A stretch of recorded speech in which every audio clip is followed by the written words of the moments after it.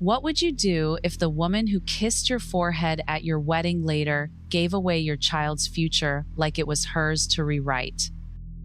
I was 39 hours into labor, no sleep, no solid food, just fluorescent lights, the beep of the fetal monitor, and a nurse who told me to breathe while my body did the most ancient, painful work known to women. I had left everything prepared: the crib, the tiny clothes, my hospital bag packed weeks early. Even Luna, my dog, had been settled with food and instructions. Sylvia had insisted she'd take care of it all. Just focus on the baby, she said. 2 days later, while I was still bleeding, still swollen, still holding a life that had torn its way out of me, she sent a message. One line, simple. I'd handled the dog. She's with a breeder now. You'll thank me later. I didn't cry. I didn't scream. I read the message over and over, trying to find a version where it meant something else. But there was no error, no misreading. Luna was gone. And Sylvia hadn't even looked me in the eye to do it. She didn't take Luna because she hated animals. She took her because Luna was mine. Before we go deeper into how everything unraveled, make sure to subscribe for more real revenge stories. Leave a comment if you've ever trusted someone only to find out they were slowly rewriting your life without asking. I didn't grow up with lullabies. My childhood had the smell of bleach and government buildings, the quiet shuffle of overworked social workers. I was in my 5th foster home by the time I turned 13, and by then, I had stopped asking people to keep their promises. What I wanted wasn't even love. I just wanted permanence. Walls that didn't change.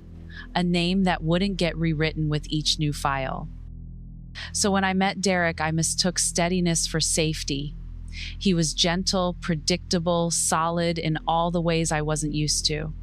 His family, the Marstons, were something out of a New England novel. Holiday cards, heirloom china, black and white wedding photos displayed like trophies of tradition. Sylvia, his mother, had a way of speaking that made people lean in. Her compliments were delicate, her presence effortless. She welcomed me with folded arms and measured words. You have a good soul, Rhea. Derek needs that. At first, I felt chosen. It was easy to confuse her elegance with grace, her approval with affection. We moved into a house not far from hers, a gift, though it came with whispers about renovations and where to hang the family crest. I laughed off the way she edited my stories in front of others. She didn't mean anything by it. That's just how she is. When Derek and I began trying for a baby, Sylvia transformed overnight into an archivist of fertility traditions. Tea blends, fertility statues, prayers translated from languages she didn't speak. When each round of IVF failed, she mourned publicly but never touched my hand in private. She'd say things like, "Maybe it's not the right time," or, "Sometimes the body just knows." The only one who stayed close during those nights was Luna, a rescue with the same 2 big eyes I saw in the mirror at 14. She curled beside me after every failed cycle. Every night I had to pretend hope was still somewhere beneath the grief. Derek tried. But Luna understood the quiet kind of pain, the one that doesn't need to be fixed. I should have known then. The first time Sylvia wrinkled her nose at Luna's fur on the couch, the way she laughed and said, "A dog like that will make a mess of your nursery," I chalked it up to taste. She was from a different generation. She didn't mean anything by it. But looking back, she meant every word. I just wasn't listening. Not yet.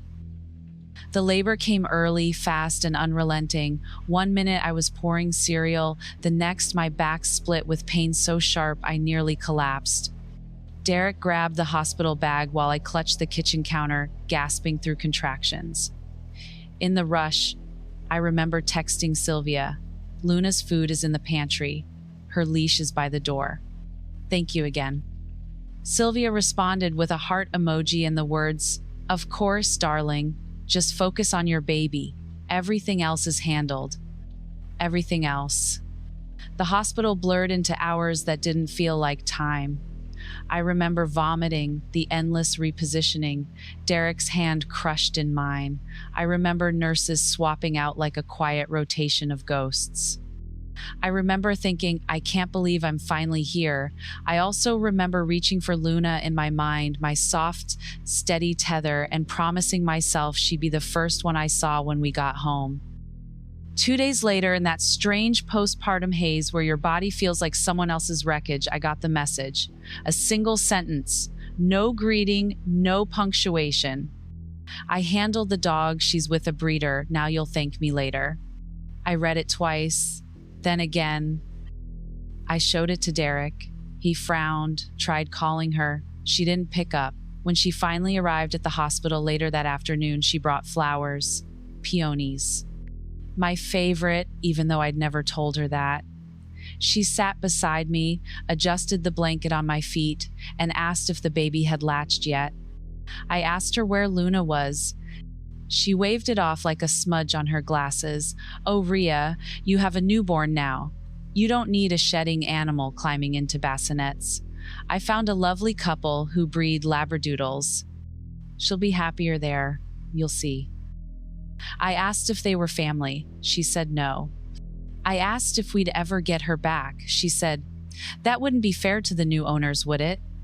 And then she smiled. Like we were discussing curtains, like she hadn't just torn away the only living thing that had ever made me feel safe. Derek sat frozen, torn, confused. I could see the war in his eyes, but he didn't speak. Neither did I. Not then. Because something deeper than rage had taken root. It was the kind of silence you don't break with screaming. The kind that waits, watches, memorizes. I stayed quiet because I understood what she'd done. She hadn't just given away a dog. She'd tested how much of me she could erase and still call it love. In the weeks that followed, I moved through the house like someone walking underwater. I fed my son with shaking hands. I smiled at check-ins from friends. I learned how to swaddle, how to track bowel movements, how to respond when strangers said, "You must be so happy." But inside, something had shifted. It wasn't sadness, not anymore. It was focus. I started with what I could prove.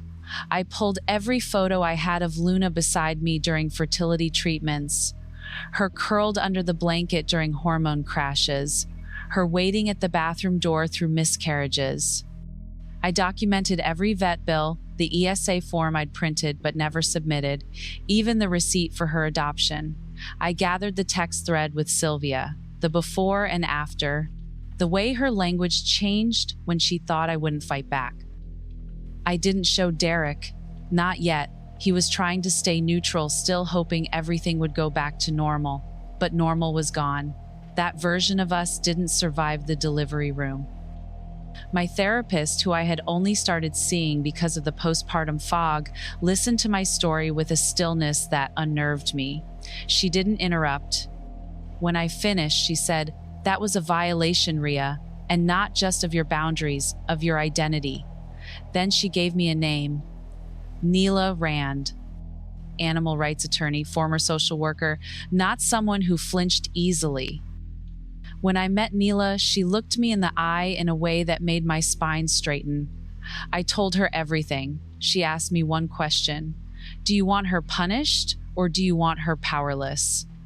I said both. That was the first time I felt anything close to breath in my chest. Over the next several days, Neela helped me understand what Sylvia had really done. Luna was legally mine, a microchipped, licensed, registered animal rehomed without consent across state lines. With the right framing, it wasn't just petty cruelty, it was theft, negligence, emotional distress. We built quietly. I nursed, I healed, I printed documents while the baby slept. Sylvia continued her visits unbothered. She brought monogrammed onesies, silver-plated baby spoons. She laughed too loud and asked when we were going to start looking at preschools. I said little. I let her think silence meant forgiveness. Because some of us learned early that speaking too soon costs more than staying quiet. And I wasn't going to spend one more word on anything that didn't end with the truth. The first letter went out on a Wednesday, a cease and desist, formal and cold. Addressed directly to Sylvia Marston, Neela drafted it herself. No threats, no emotion, just a clinical reminder that the unauthorized transfer of a registered animal constituted property violation and emotional damages, and that a formal suit would follow. I didn't tell Derek, not because I wanted to hide it, but because I wanted him to see what silence looked like when it finally stood up. I filed the lawsuit under my maiden name. It was a quiet reclaiming, a way to step out from under the house crest Sylvia was so proud of. Marston meant legacy to her. It meant erasure to me. Neela helped me gather affidavits.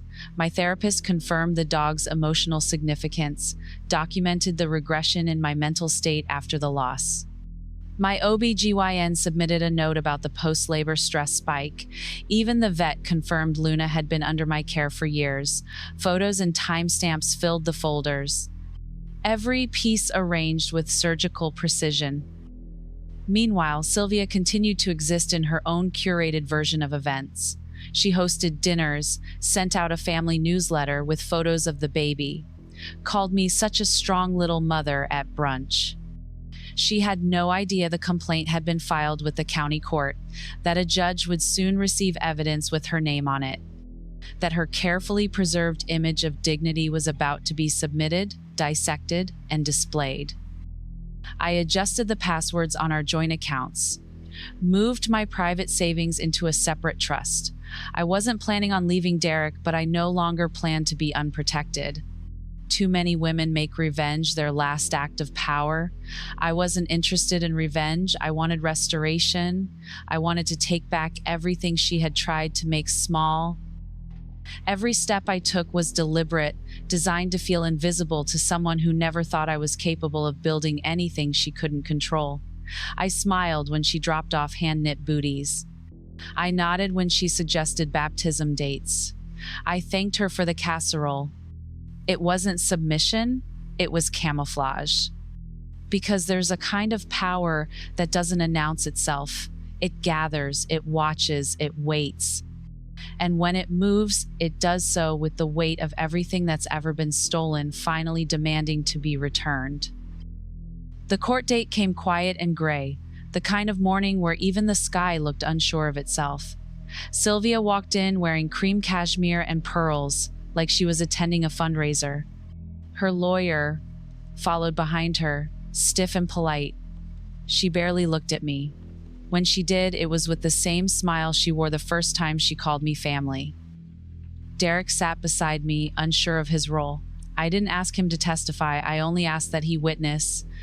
The judge was a woman in her 60s with a steel voice and no patience for performance. Neela was ready before we even sat down. She spoke cleanly, fact by fact, no embellishment. The emotional support function of the dog, the abrupt, unauthorized transfer across state lines, the documented emotional harm in the weeks that followed. Everything Sylvia had dismissed as a favor was now rendered in language that had weight. When Sylvia's attorney tried to minimize the event, the judge cut in. She asked Sylvia directly why she hadn't consulted me. Sylvia said she didn't want to burden me while I was recovering. The judge stared at her for a long moment. Then she said, "This wasn't maternal concern. This was a unilateral decision over someone else's property and emotional security. And you seem to have made it without hesitation." Sylvia flushed, but her face held its shape. That was her skill holding the line, even as it snapped beneath her. I submitted evidence of the breeder's information. They were cooperative once contacted by court order.